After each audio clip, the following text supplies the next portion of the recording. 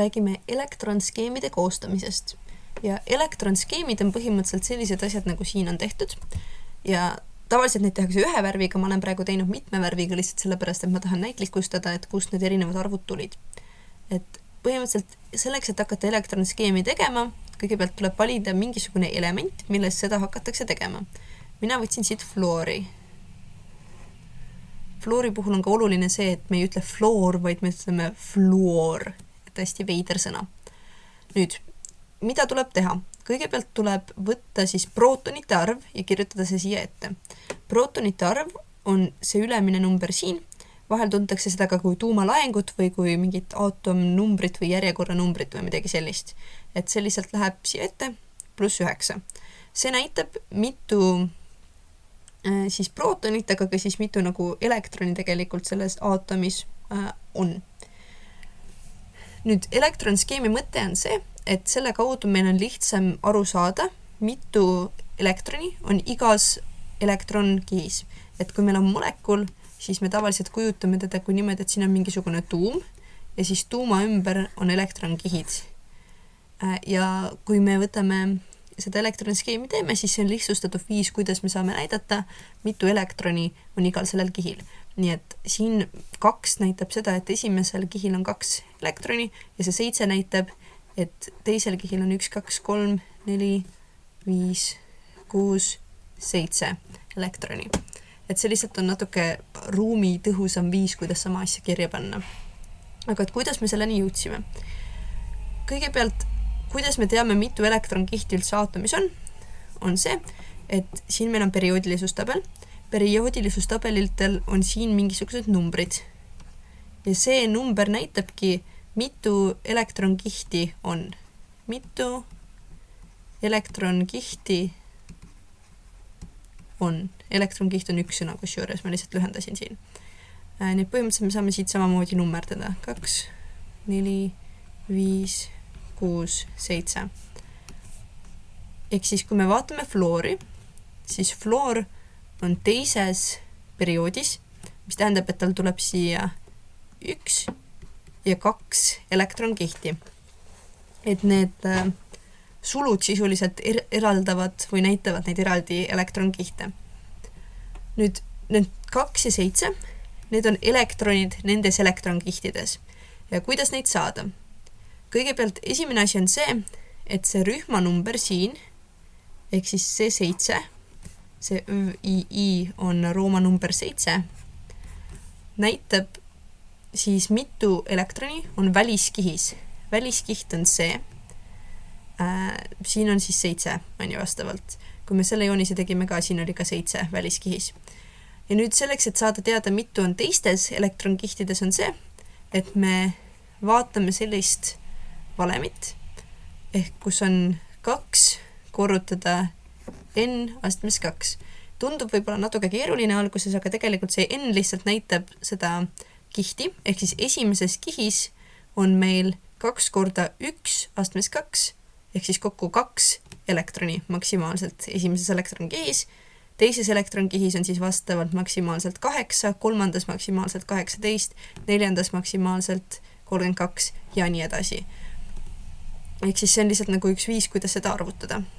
Tavaliselt inimestele jäävad need mingi hetk meelde, aga kui ei jää meelde, siis saab neid arvutada selle valemiga. Ehk siis, miks ma praegu sain siia panna niisama 2, oli see, et ma teadsin, et kokku meil on 9 elektroni ja järelikult meil peab ju olema siis 7 + 2 peab olema kokku 9. Ehk siis ma sain selle kaudu, et ma lahutasin 9-st 7.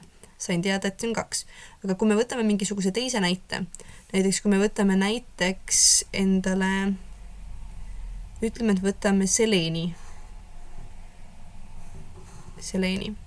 Kõigepealt me kirjutame SE ja siis tema tuumalaengu. Tema tuumalaeng on siis 34 vastavalt. Ja kuna me tegeleme siin aatomi elektronskeemiga, siis aatomites on ka elektrone sama palju, kui on prootoneid, nii me teame, et okei, tal on 34 elektroni ka. Nüüd järgmine samm on see, et me tahame teada, mitu elektronkihti tal on. Ja selleks me vaatame seda numbrit siin, mis oli see perioodi number, mitu elektronkihti on. ja me vaatame, et selline on 1, 2, 3, neljandas perioodis, mis tähendab, et tal on 4 elektronkihti, ehk siis 1, 2, 3, 4. Ja mis me nüüd teeme, on see, et me vaatame mitu elektroni tal on viimases elektronkihis ja seda me vaatame selle numbri järgi siin. Ehk siis siin on ÜI on rooma numbrites vastavalt siis 6 on ju. Ehk siis viimasesse elektronkihti me saame panna 6. Ja nüüd nüüd me peame välja mõtlema, et okei, aga nagu kui palju siis on, et et meil oli 36 elektroni, neist me panime 6 tükki juba ära, järelikult meil on veel 28 elektroni paigutada, et mis nüüd saab. Ja nüüd ongi see koht, kus me kasutame seda maksimaalset elektronide arv kihis valemit. Ehk siis me teame, et esimeses on maksimaalselt 2 ja me saame kirjutada 2 siia ära. Teises on maksimaalselt 8, ehk siis me oleme kokku ära pannud 16 tükki juba. Ja nüüd tekib see olukord, kus me peame natuke arvutama jälle. Et me oleme pannud siia ära 2, me oleme siia ära pannud 8, kokku on ju 10. Me oleme siia ära pannud 6, nii et kokku 16. Ja me oleme 16 tükki ära pannud 34-st. Järelikult siia me peame panema ju 18, sest 34 miinus 16 on 18. Ja see on vastavalt ka siis selle tabeli järgi õige. Nii et niimoodi ongi. Et see siis oleks seleeni elektronskeem. Ja teeme ühe näite veel. Võib-olla teeme midagi siit poolt, teeme näiteks kaltsiumi. Ehk siis me kõigepealt paneme kirja, kõigepealt vaatame, kus see kaltsium üldse on. Kaltsium on siin. Paneme kirja kaltsium. Paneme kirja selle tema prootonite arvu, mis on praegu +20 siis. Nüüd me tahame teada, mitu elektronkihti tal on. Kaltsium on 4. perioodis, see tähendab, tal on 4 elektronkihti. 1, 2, 3, 4. Järgmiseks me vaatame, mitu elektroni tal on viimases elektronkihis. See on vastavalt siis 2. Me kirjutame 2 siia. Nii, ja nüüd hakkame panema vastavalt siis elektrone ära siia. Ehk siis esimesse me saame panna 2, seda jälle vastavalt sellele. Esimeses kihis on 2 maksimaalselt, teises 8. Nii, saame teise panna 8. Nii, ja nüüd tekib olukord, kus me oleme ära pannud 2, 8 ja 2. Ehk kokku me oleme ära pannud 2 + 8 + 2. Me oleme 12 elektroni ära pannud 20-st. Järelikult meil on alles veel 8 elektroni, mis me saame panna. Ja see 8 tuleb siis siia.